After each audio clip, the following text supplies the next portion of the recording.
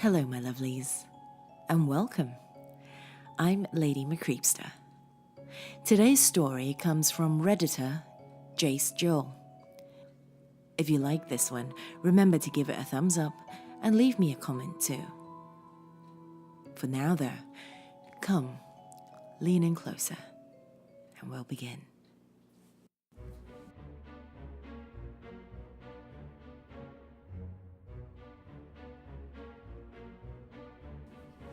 Our bathroom has those doorknobs that you have to push and turn to the right in order to lock them. They're the type that, if your stupid sibling has locked themselves in to annoy you, you'll need to find a paperclip and stick it in the tiny hole at your end of the knob to unlock it. It's a pain and it's not funny at all, Jerry. Anyway, my point is that you need to be inside the bathroom with the door shut in order to lock it. It's impossible to lock it from the outside. So imagine my surprise when I'm alone at home one day, my little brother at soccer practice and my single mom dropping him off, and I can't seem to get the bathroom door open. Just having it closed is unusual in our home because we always keep it open so that we don't get into the habit of accidentally swinging it open while someone is using the toilet. Having it locked is impossible because of the aforementioned lock. Of course, when humans see something they can't explain, they try to rationalize it any way they can. So I did. Maybe I'm just not trying hard enough. Nope. I think 10 hard tries was more than enough. Maybe something's caught in the door. Nope. I checked. Maybe our cat somehow managed to lock itself in. No. One, our cat is as dumb as a doorknob, pun intended. And two, the likelihood of a cat managing to reach the doorknob, push it in, and twist it to the right with considerable force is not going to work. It's as likely as me actually succeeding in life. During normal hours, I would have freaked out about this. My mind would have run wild trying to solve this mystery, or I would have hightailed it out of there because someone could be in the house other than me.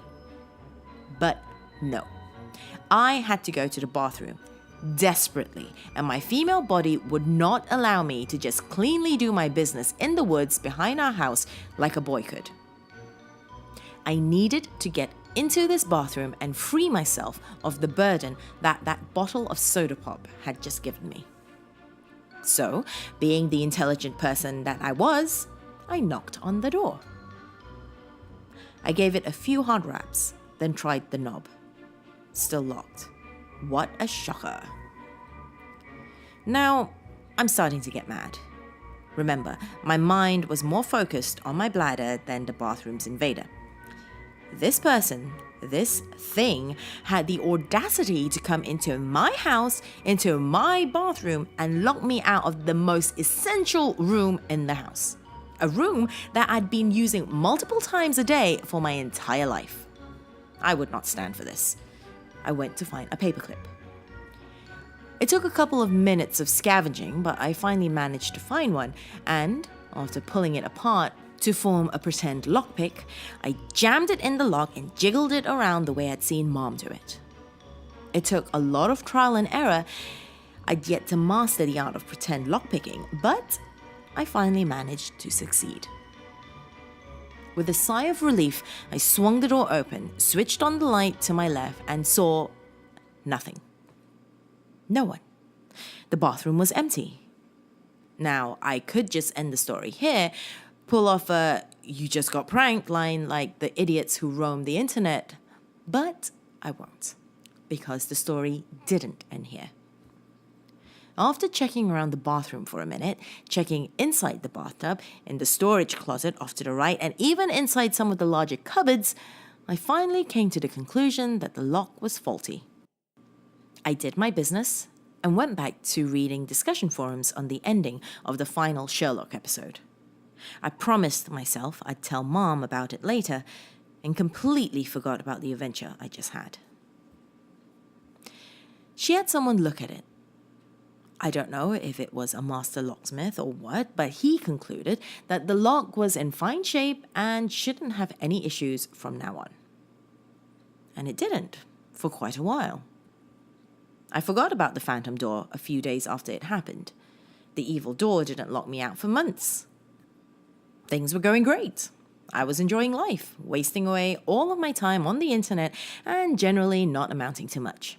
Things were going great. Then, I woke up one night feeling thirsty. Most people I know hate drinking tap water.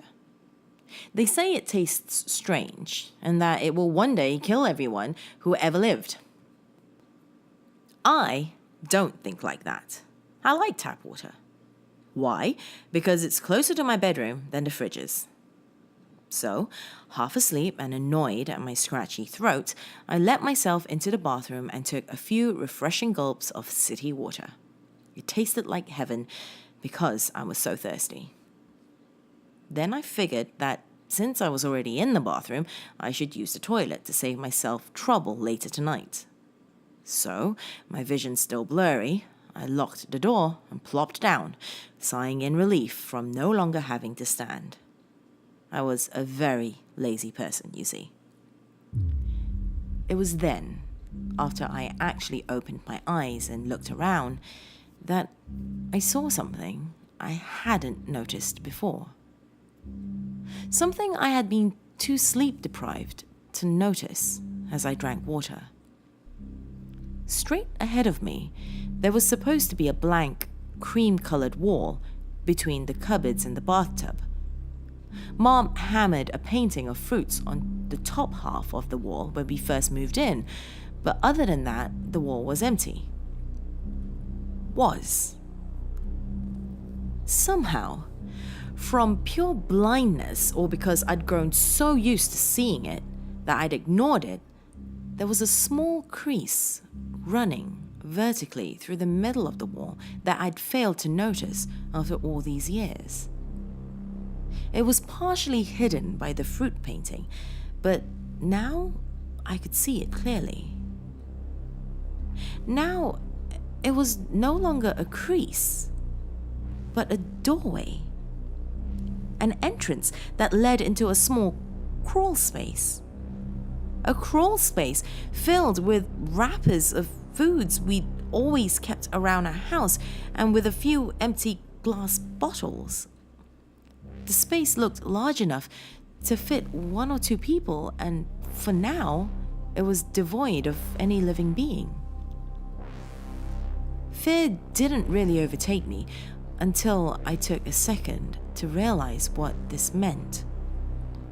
Once I figured it out, then the shivers started running down my arms and legs, and my vision blurred again, this time from tears. I used my shaking limbs to stand up and back away from the hidden room, ready to escape, when I realized another thing. If the room was empty, where was its inhabitant? It was then, as I continued backing towards the bathroom door, that I started to hear raspy, heavy breathing just outside. It was literally inches away from my face, with only the wooden door between us. It knew I was in here. It knew what I had found. And it was waiting.